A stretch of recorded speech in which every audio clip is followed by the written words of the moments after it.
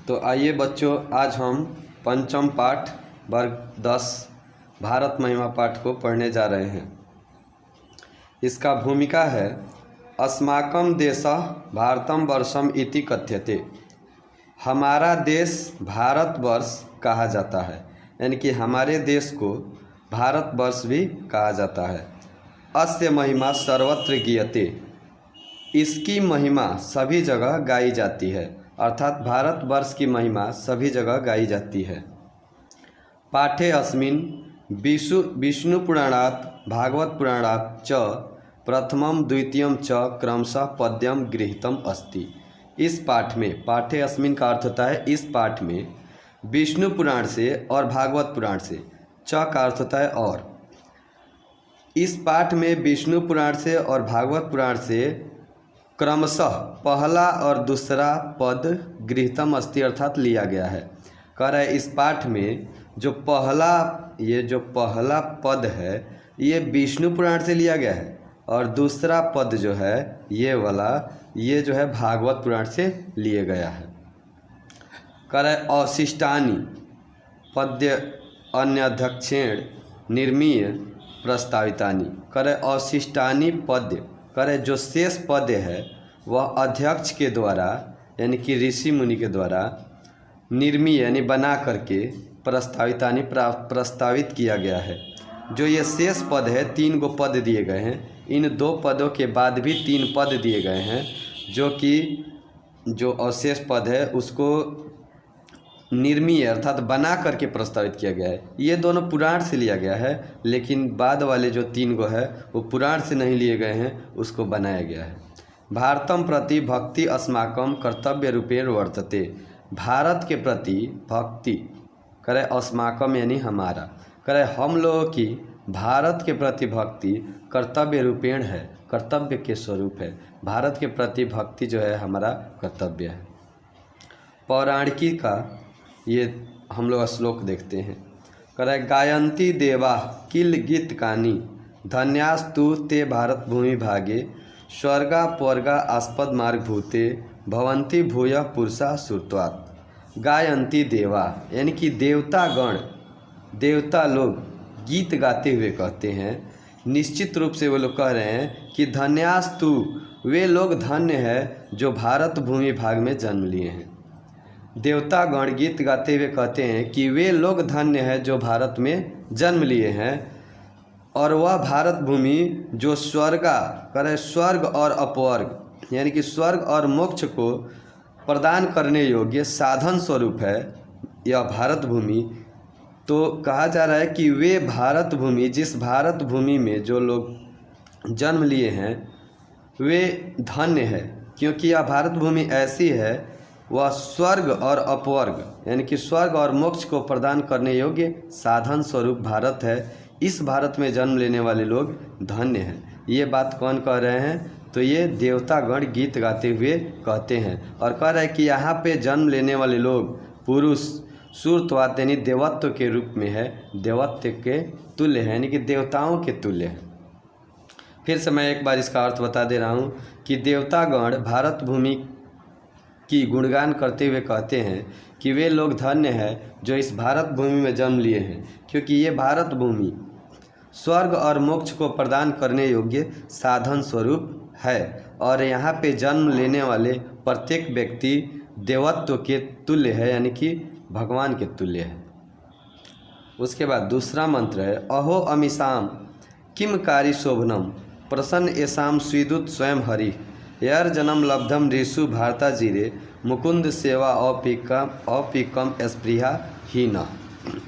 कहा जा रहा है कि अहो अमीसाम किम कारी शोभनम, भारत की बड़ाई करते हुए यहाँ कहा जा रहा है कि अरे ये कितना सुंदर है। ये देवतागण कह रहे हैं कि अरे ये भारत भूमि कितनी सुंदर है। प्रसन्न एसाम स्वीदुत स्वयं हरि, जिस पर स्वयं हरि भी प्रसन्न है, मतलब इस भारत भूमि पर स्वयं हरि भी क्या है? प्रसन्न है। करे यार जन्म लब्धम ऋषु भारता जीरे, जिनके द्वारा भारत भूमि में जन्म लिया गया है, जन्म को प्राप्त किया गया है, वे मुकुंद सेवा औपिकम यानी कि श्री हरि के समान सेवा के योग्य है।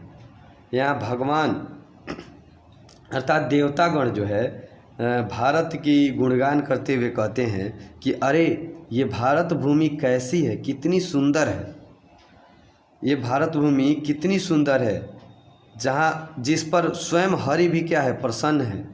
और जो लोग इस भारत भूमि में जन्म को प्राप्त किए हैं वे श्री हरि यानी कि ईश्वर के, भगवान के समान वे लोग भी पूजनीय हैं। और यहाँ पर भगवान यानी कि देवता गण भी, उनका भी इच्छा है कि इस भारत भूमि में वे भी जन्म ले। यही इसका शब्दार्थ है। ये देखिए यहाँ पे लिखा गया आधुनिकी, यानी कि ये दोनों पुराणिकी है, पौराणिकी, पुराण से लिए गए हैं। एक विष्णु पुराण से है और ये भागवत पुराण से है। और ये आधुनिकी का अर्थ है कि ये कोई पुराण से नहीं लिए गए हैं, इसको बनाया गया है और बना करके आधुनिकी है। कह रहा है कि इयम निर्मला वत्सला मातृभूमि, कह रहा है कि प्रसिद्धम सदा भारतम वर्षम एतत् विभिन्ना जना धर्म जाति प्रभेदय रिह कत्तो भावम बहंतो वसंती। इयम निर्मला, यह निर्मल, वत्सल मातृभूमि, कह रहे यह जो भारत भूमि है, हमारी मातृभूमि है, वह निर्मल है। निर्मल का अर्थ हुआ स्वच्छ, यहाँ पे कोई मल मूत्र नहीं है। भारत भूमि बिल्कुल स्वच्छ है और वत्सल है, ममतामयी है। हमारी भारत भूमि कैसी है? तो निर्मल है और वत्सल है। ऐसा क्वेश्चन भी आते हैं एग्जाम में कि हमारी भारत भूमि कैसी है, तो आपका उत्तर देना होगा हमारी भारत भूमि निर्मल और वत्सल है। प्रसिद्धम सदा भारतम वर्षम एतत्, यह भारतवर्ष हमेशा से प्रसिद्ध रहा है। विभिन्ना जना, करे विभिन्न प्रकार के लोग, धर्म जाति प्रभेदय, धर्म और जाति को भेद के भुला करके, रिह कत्तो भावम मतलब एकता के भाव से बहंतो वसंती निवास करते हैं। करे कि हमारी मातृभूमि जो है निर्मल है और वत्सल है, जो कि हमारे भारत हमेशा से प्रसिद्ध रहा है। और यहाँ पर विभिन्न धर्म और जाति समुदाय के लोग अपनी जाति धर्म को भुला करके एकता के भाव से निवास करते हैं, रहते हैं। ये आधुनिकी का तृतीय मंत्र है। विशाला अस्मदीया धरा भारतीय सदा सेविता सागरय रम्य रूपा बनय पर्वतय निर्झरय भव्य भूति बंती भी ऐसा शुभा चापगा भी। कह रहा है कि विशाला अस्मदीया, अस्मदीया का मतलब होता है हमारी, और धरा का मतलब धरती, पृथ्वी, भारतीय। कह रहे हमारी जो भारतीय धरा है विशाल है।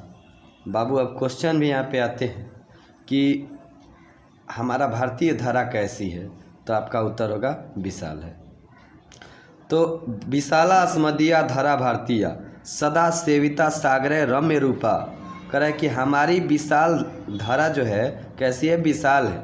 हमारी भारतीय धरा विशाल है, जो हमेशा सागरों के द्वारा, रम्य रूप सागर के द्वारा क्या है? सेवित है। यानी कि हमारी भारत भूमि का सेवा सागर करते हैं। अब देखिए बनय पर्वतय, करे कि वनों के द्वारा, पर्वतों के द्वारा, निर्झरय निर्झरों के द्वारा, निर्झर यानी झरना, निर्झरों के द्वारा, झरनों के द्वारा, भव्य भूति बहंती भी ऐसा शुभा चापगाभी, और बहती हुई, आपगाभी का मतलब होता है बहती हुई नदियाँ, करे कि और बहती हुई नदियों के द्वारा क्या है? हमारी भारत भूमि सेवित है। कहा जा रहा है कि हमारी भारत भूमि जो है विशाल है, यह हमेशा सागरों के द्वारा, वनों के द्वारा, पर्वतों के द्वारा और झरनों के द्वारा तथा बहती हुई नदियों के द्वारा सेवित है। हमारी भारत भूमि का इन लोगों सेवा करते हैं। कौन? तो वन, पर्वत, झरना, बहती हुई नदियाँ, इन लोगों से हमारे भारत भूमि क्या है? सुशोभित है। पांचवें मंत्र है, ये चौथे मंत्र थे। अब पांचवा मंत्र है जगत गौरवम भारतम शोभनीयम सदा अस्माभिः एतत् तथा पूजनीयम भवेत देशभक्ति समय साम जनानां परादर्श रूपा सदा वर्जनीया। इसका अर्थ है जगत गौरव यानी कि संसार का गौरव, भारत शोभनीय है। देखिए भारत जो है शोभनीय है, और गौरव को धारण करता है, संसार में गौरव को धारण करता है। सदा अस्माभिः एतत् तथा पूजनीयम, कह रहा है कि हमें इसकी हमेशा पूजा किया जाना चाहिए, हमारे द्वारा इस भारत भूमि की पूजा किया जाना चाहिए। यह सुंदर भारत का जगत गौरव जो कि संसार में गौरव को धारण किया हुआ है भारत, उसका हमारे द्वारा हमेशा पूजा किया जाना चाहिए। यह पूजनीय भारत है। भवेत देशभक्ति समेषां जनानाम, कह रहा है कि सभी लोगों में, समेषां जनानाम का अर्थ है कि सभी लोगों में देशभक्ति की भावना होना चाहिए। परादर्श रूपा सदा वर्जनीया, परादर्श का मतलब श्रेष्ठ, श्रेष्ठ स्वरूप। आवर्जनीय का मतलब होता है आकर्षण करने योग्य। कह रहा है कि हमारे अंदर देशभक्ति की भावना होनी चाहिए। कैसी? तो वह श्रेष्ठ होनी चाहिए, आदर्श स्वरूप होना चाहिए और हमेशा आकर्षण योग्य होना चाहिए। बस इतना ही के साथ आज मैं इस वीडियो को समाप्त करता हूँ। जय हिंद।